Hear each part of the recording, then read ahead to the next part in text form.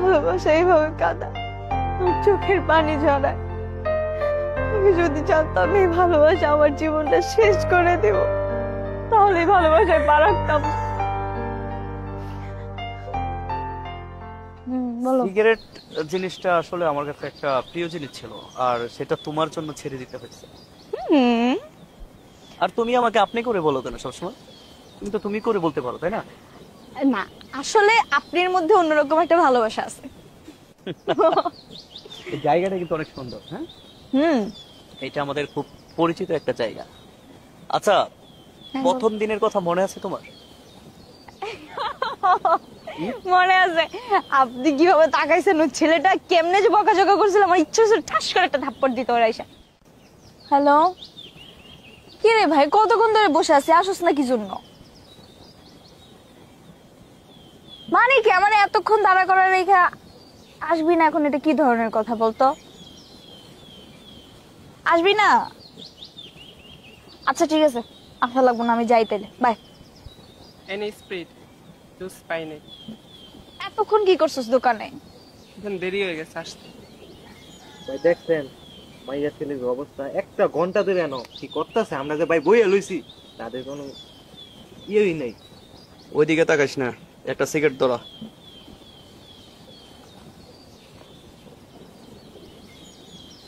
কিরে তুই কি একাই খাবি, আমাকে দিবি না? নে খা।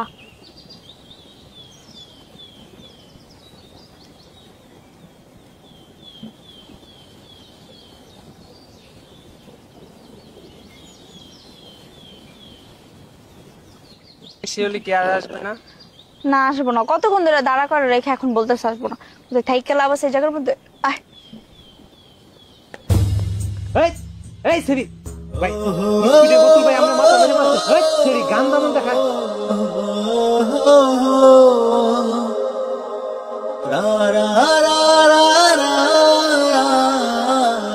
আপনি একটা বাকালি অর্ডার দেন, আমি কি যে করি অনেক। ভাই ও চলে যেতেছে ভাই, আপনি কিছু কইলেন না তো ভাই? ভাই মায়াটা আমার পছন্দ হয়েছে। ওর বাড়ি কই, খবর লাগে। আপনার ভালো লাগছে, গুষ্টি সহ আমি খোঁজ খবর লই মনে ভাই। চল আপনার কাছে একটা শুরু ভাই আমি ভাই। আর সেই দিনের পর থেকে কিন্তু আমি তোমার প্রতি ক্রাশ খেয়েছি। বড় একটু ওই দিন যেদিন তুমি এইভাবে ঘুরে আমার দিকে তাকাইছিলে না, তোমার চোখের দিকে তাকিয়ে মানে আমি একটু অন্যরকম হয়ে গেছিলাম। আর সত্যি কথা বলতে তোমার চোখগুলো কিন্তু অনেক সুন্দর। Thank you. তুমি বিশেষ করে তোমার হাসিটা অনেক সুন্দর। ঠিক আছে চলো ওইদিকে যাই, বাসায় চলে যাবো, কারণ বেশি দেরি করলে আবার তোমার প্রবলেম হবে, তাই না? কিরে মহিমা কি আসবে না নাকি? ভাবি তো এত লেট করা।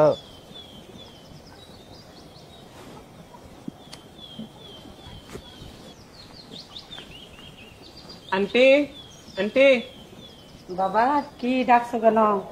কোচিং এ যাবো। মহিমা কোথায়? মহিমা তো বাবা বাসা তোই। এ মহিমা, মা আলি আসছে, তোমারে ডাকতেছে। আইসস? জি। মহিমা সাবধানে যাইও, গাড়ি ঘোড়া রাস্তা, আর তাড়াতাড়ি বাসায় ফিরো। আচ্ছা ঠিক আছে যাও। আয়।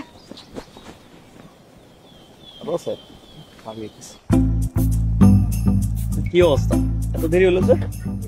কিছু কি সিগারেট এর খারাপ নেই। সিগারেট খাইলে শরীর স্বাস্থ্য ভালো থাকে, এই জন্য তো খাই, তাই না? এই সমস্যা কি তোমার? তোমার কি ভালো লাগে না? একটু একটু খাই। কোনো কাজ করার মতো করোই না, যারা ঘোরাঘুরি করো। আরে দাঁড়াও, যে ফালাই দিলাম, আজকের পর থেকে এই যে কানে ধরলাম, আজকের পর থেকে সিগারেট খাবো। হ্যাঁ তুই খাবি? ঠিক আছে, তো ওরা দাঁড়া এখানে, আমরা একটু কথা বলে আসি। হ্যাঁ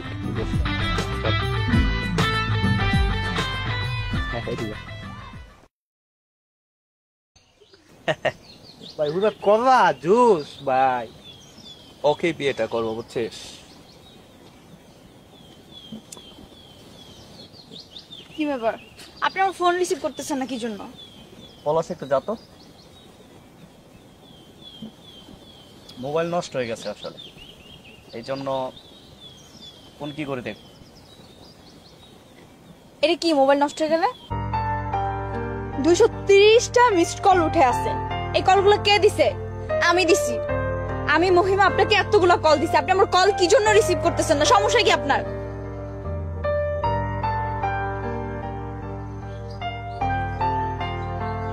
আমি এগুলোর আসলে কৈফিয়ত দিতে পারবো না, ঠিক আছে?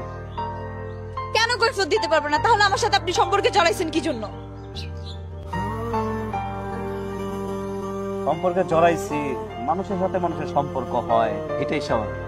আর সম্পর্ক করছি দেখে কি তোমার সাথে সারা জীবন সম্পর্ক থাকতে হবে না? এমন কোনো কথা আছে নাকি? তাহলে সারা জীবনের কথাই তো বলছিলেন আপনি এক সময়। এখন কেন নাটক করতেছেন কি জন্য? এত সমস্যা কি বলেন না আমাকে?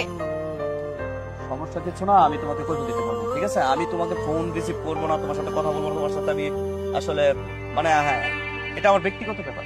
ও, এখন নতুন কাউকে পাইছেন তো, এই জন্য আমার কথা মনে নাই আসলে, বুঝছেন না? এই এখন যে কথাগুলো বলতেছেন না, এই কথাগুলোর জন্য আপনি একটা সময় আফসোস করবেন, আর ওই সময় আপনি আমাকেই খুঁজবেন। এইগুলো সবাই বলে। আমরা ছেলে মানুষ যখন ছেঁকা খাই তখন মেয়েরা আসলে সেটার কৈফিয়ত দিতে পারে না।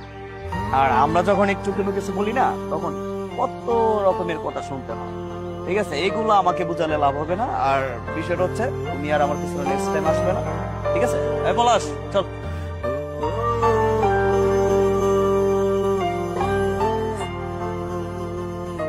ঠিক, আপনি আমার ছেড়ে যেতেছেন? আচ্ছা, আমি কি তোমার সাথে অ্যাক্টিং করতেছি? হ্যাঁ, কেন এরকম করতেছেন আপনি? আমি জাস্ট তোমাকে ফ্রেন্ড হিসেবে দেখছি।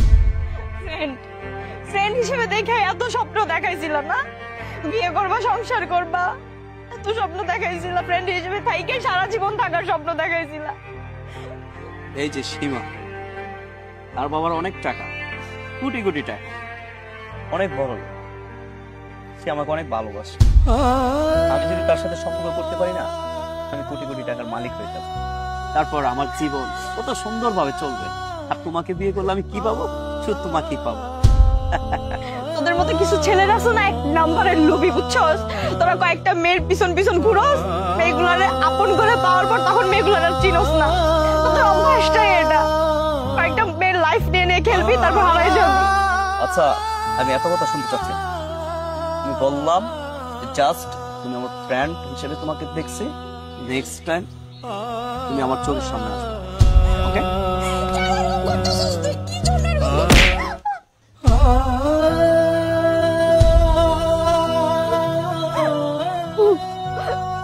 এই গালটা তো কিস করার জায়গা ছিল না, এখন থাপ্পড় দেওয়ার জায়গা হয়ে গেছে।